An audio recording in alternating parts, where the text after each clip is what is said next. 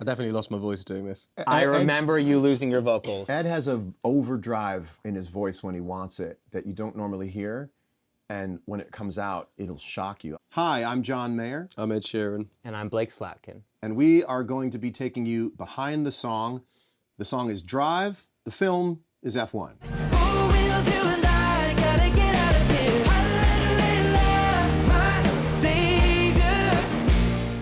I was called by my friends at Atlantic Records who were working on the soundtrack, and they had me come in and see the movie.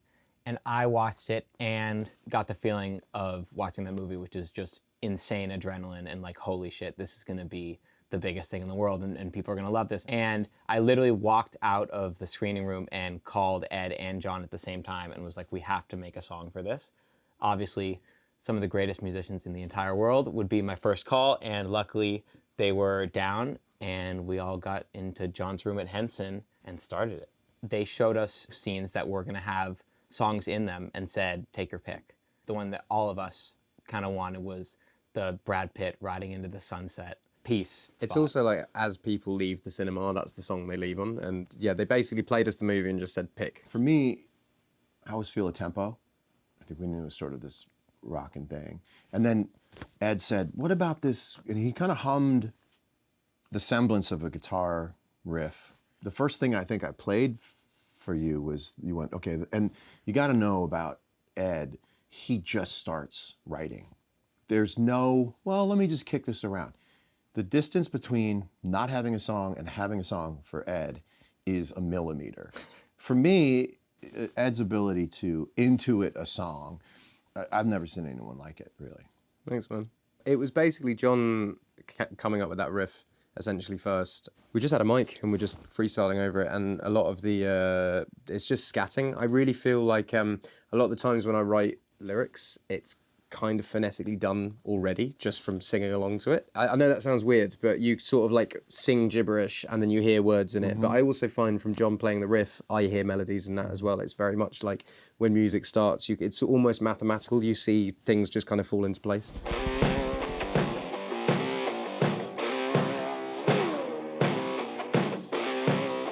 This is within 10 minutes of the session starting, Ed saying to John, give me a rock riff, kind of humming something. The first thing that Ed sings on the mic, this is I basically also think take. like John's got this like toolkit of unwritten rock riffs that you haven't really like dug into, because I wouldn't say that you're like out and out AC/DC rock, the music that you make, but you could easily do it. Yeah, I can play a lot more than I write. So that's always really fun to get into these projects, because if they're not for my album, then I have a lot more freedom to pick things that I can do. So there's a lot more pieces that I have than I have songs. First day demo.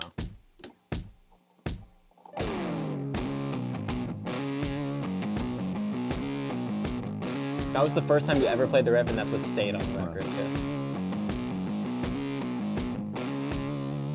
You gotta understand what it's like to sit in the room and have this man just rip a just goes. Fly through the city. Like it just goes. It was electric. And it also got tuned down. It got tuned down. So this is the first time. Then Ed was out of town. This is something that I quite like. In England, there's a place called Butlins, which is a budget holiday camp where I'd gone on my mate's stag do. You call it a bachelor party. And when I say like budget holiday camp, it's like 60 quid for all of us to stay there. All you can drink booze. And it was fun, but yeah, fucking full on. But I wrote this there. We had a time that we were supposed to write lyrics together, and I sent it to Ed, and then he was 8 hours ahead, so I woke up and he was like, it's already done, I'll call you. And then he just sang it, and then You should go to Butlins though, it's fucking lit. Here's where that went.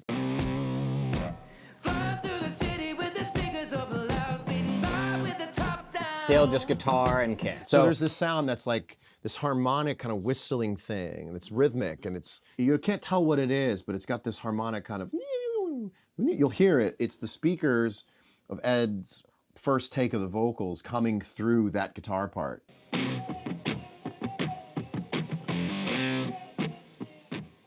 You can hear Ed singing through John's guitar pickups. That's in the final. You can never get it. Energy. Yeah. I think when you're working on a song like this for a movie like F1, you're afforded very cool calls. And obviously when we thought who should drum on this song, first name was Dave Grohl. John, I think you texted Dave. Yeah, I texted him. Again, these things are too intriguing to say no to if you're in town. Same way it got passed to me initially. Hey, do you want to write a song for F1, the big summer movie coming with Brad Pitt, which I'd heard about, right? I think everyone kind of knew this movie was coming. I'm pretty discerning. I like staying at home. I like doing minimal stuff. And that's one of those things you go, yeah, that's too cool. Here's Dave Grohl.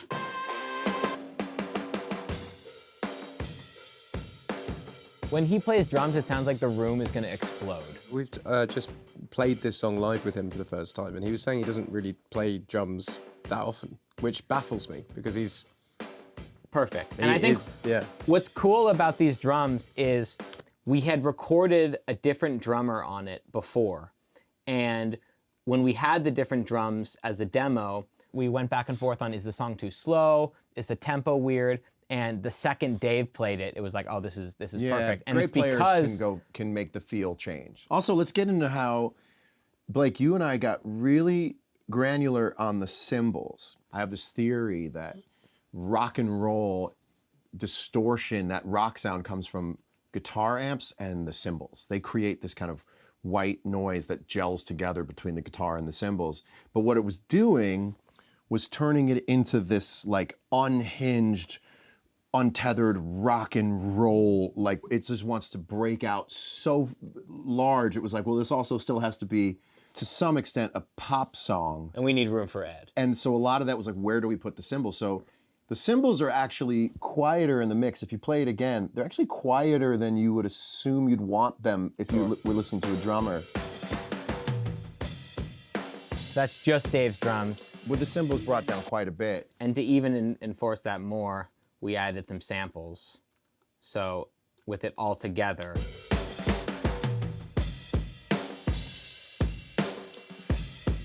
I want to solo Ed's vocals first because this is just like a generational vocal performance. I remember when Dave came in, he was like, that's Ed on the vocals right now? He was like, I didn't know he could rock like that. I definitely lost my voice doing this. I remember you losing your vocals. Ed has a overdrive in his voice when he wants it that you don't normally hear.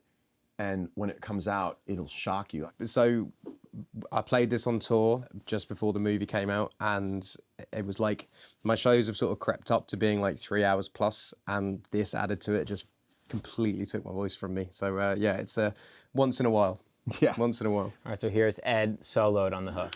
But the past and the past, a new day is coming.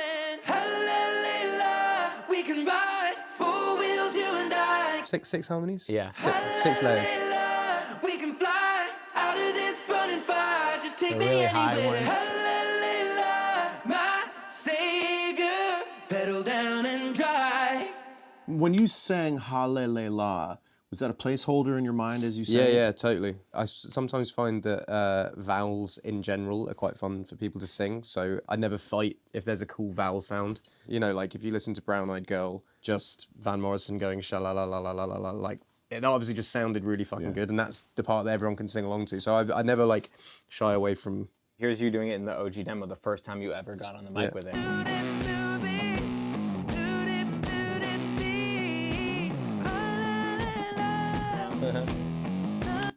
Hallelujah from the beginning.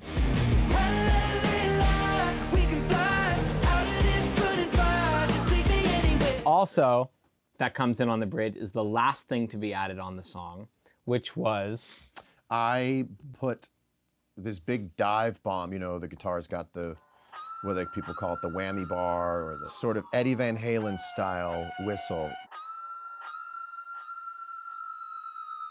Never even noticed that. There's acoustic there as well, isn't there? It's sort of like sirens. this feels like tires screeching to a stop. And that's your guitar. That's my guitar? Yeah. Oh, it's there too? Yeah. Oh, cool. Will you play just the guitar doing those chords? Yeah. Pedal down and bling.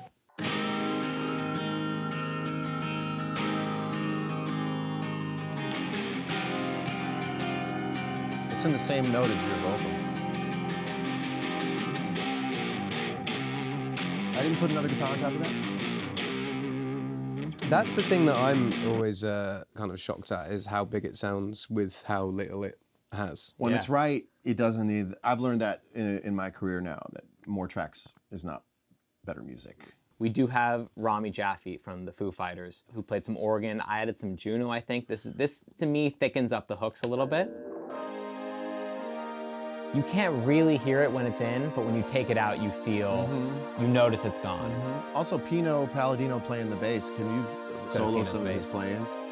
I've made records with Pino for years, and nothing's more fun than sitting in a chair watching him do bass takes. Oh, he's got a distortion. It was 2 tracks. There's a separate distortion track that I guess is baked into this stem. Is there a part in the song he does a fill, I think? Yeah. It doesn't hammer on like you hammer on. Just only hammers on the last one. yeah. That's interesting. Yeah. Probably a conscious choice. Yeah. Yeah. Hearing him play the bass, I go, I want to learn how to play the bass. Pino does like this sort of natural side chain where he plays right after the kick hits. So Dave sounds better. So the drums hit harder because the bass and the drum and the kick drum aren't fighting. So you can literally see on the grid right after every kick comes Pino, just slightly after. So he's perfectly in the pocket. That's cool. You guys are That's so cool. lucky. They've also played together for how many years? Yeah, many years. That's cool. I want to keep listening to that. And that's Ed's important vocal. too. My chunking through is making something happen on the drum side too. Sure. When we muted it, it lost the magic.